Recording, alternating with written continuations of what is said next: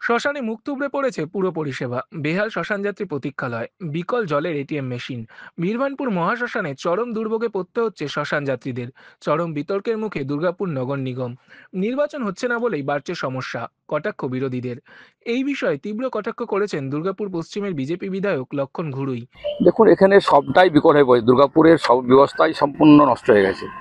দুর্গাপুরে তিনি 2.5 বছর কর্পোরেশন ভোট করেনি, তাই জন্য রাস্তা কাটতে শুরু করে এখানকার প্রশাসন বলে কিছু নেই।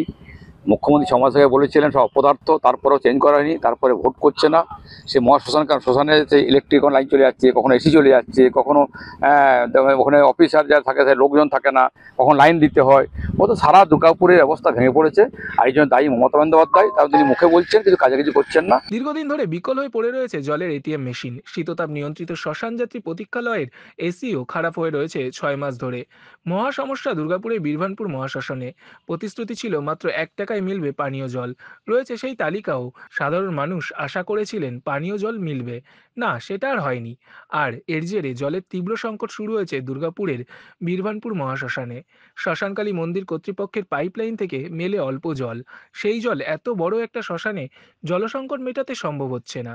ফলে যা হওয়ার তাই হচ্ছে। এই গরমে জলের জন্য চরম দুর্ভোগে পড়তে হচ্ছে শ্মশান যাত্রীদের। হয় জল কিনে খেতে হচ্ছে, নচেৎ ঘর থেকে মৃতদেহের সঙ্গে আনতে হচ্ছে খাবারের জল। শ্মশানের দেখভালের দায়িত্বে থাকা শ্যামল আচার্যের অভিযোগ, দুর্গাপুর নগর নিগমকে এই সমস্যার কথা বারবার বলেও কাজ হয়নি। দায়িত্বে হ্যাঁ, এসি মেশিন কটা আছে? দুটো আছে। চলে? চলে, একটা হালকা চলে, একটা চলে, একটার উপর বেশি চলছে। কতদিন ধরে বিকল হয়ে আছে? মাস ছয়েকের মতো। মাস ছয়েকের মতো। এটা জানিয়েছেন? হ্যাঁ জানিয়েছি, দেখে গেছে ওরা। কাকে জানিয়েছেন? জানিয়েছে আমাদের রাখি টাকিকে বলা হয়েছে, সবাইকে বলা হয়েছে। রাখিতে অনেকে বলা হয়েছে, ওরা বলছে ঠিক আছে, লোক পাঠিয়েছিল, লোক দেখে গেছে, বলছে রিপেয়ারিং করবো। সে দরজাটাও ভেঙে গেছিল, সেটাও দেখে গেছে সব।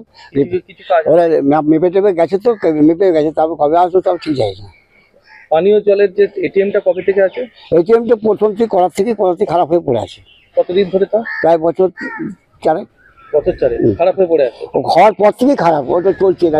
আর যেটুকু জল বেরিয়েছে দুদিন, এত গন্ধ তো খেতে পারবি, পাবলিক কাছে গাল খাচ্ছিলাম। তবে শ্মশান সংস্কারের কাজ শুরু হয়েছে বলে দাবি করেছেন প্রশাসক মণ্ডলীর চেয়ারপারসন অনিন্দিতা মুখোপাধ্যায়। মাত্র এসি খারাপ সেটা নয়, শ্মশানের যে সমস্ত রকমের পরিবর্তন যেগুলো করা উচিত সে ব্যাপারে অলরেডি আমাদের ইনিশিয়েটিভ নেওয়া হয়ে গেছে। এবং আপনারা জানেন যে একটা সরকারি পদ্ধতির মধ্যে দিয়ে হয়, টেন্ডার হয়, তার আগে এস্টিমেট করতে হয়। আমাদের অলরেডি এস্টিমেট হয়ে গেছে, যেরকম এসি খারাপ, এসিগুলো যাতে সারানো হয়। টয়লেট যেগুলো আছে সেগুলো মানুষ তো ব্যবহার করে না ভালোভাবে, নষ্ট করে ফেলেছে। টয়লেটগুলোকে সুন্দর করে সারিয়ে আমরা যে বোর্ড সিদ্ধান্ত নিয়েছি যে কোনো এজেন্সির হাতে দিয়ে দেওয়া, তাহলে এজেন্সি সেটাকে মেনটেন করবে, আমাদের একটা মান্থলি ভাড়া দেবে, কিন্তু তারা পে অ্যান্ড ইউজ টয়লেট কী করুক বা মেনটেনই করুক, যেভাবে করুক সেটা তাদের ওপর। এছাড়াও ঠান্ডা জল কুলারের ব্যবস্থা, যাতে যারা শ্মশান বন্ধু যাবেন তারা যেন ঠান্ডা জল পান, শেডের ব্যবস্থা করছি আমরা, যেখানে একটা শেড করে দেওয়া হবে, যেখানে মানুষজন বসবেন শ্মশান বন্ধুরা, এবং তাদের জন্য চেয়ার ফ্যানের ব্যবস্থা হচ্ছে।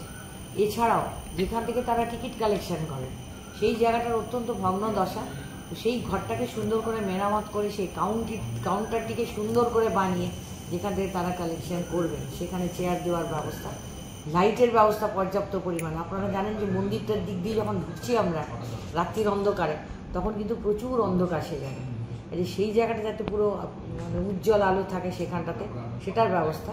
অর্থাৎ একটা শ্মশানে মানুষজন যখন যাবেন শেষ সময়, সেই সময় যাতে সমস্ত পরিষেবাগুলো তারা ভালোভাবে পান সেই দিকে দৃষ্টি রেখে আমাদের অলরেডি ওখানে টাইলস বসার কাজ চলছে। বাকি কাজের প্রায় 22 লক্ষ টাকার আজকেই আমি সই করেছি। সেটা যত কষ্ট করেই হোক, বন ফান্ড থেকেই দিয়ে হোক বা যেভাবেই হোক, সাধারণ মানুষের ওই পরিষেবাটা যেন অন্তত ব্যাহত না হয় সেটার দিকটা খেয়াল রেখে সেটা করে দেওয়া হচ্ছে। এখন দেখার বীরভানপুর মহাশ্মশানে শ্মশান যাত্রীদের দুর্ভোগ কবে শেষ হয়। দুর্গাপুর থেকে নিজস্ব প্রতিনিধি রিপোর্ট, এএনএম নিউজ।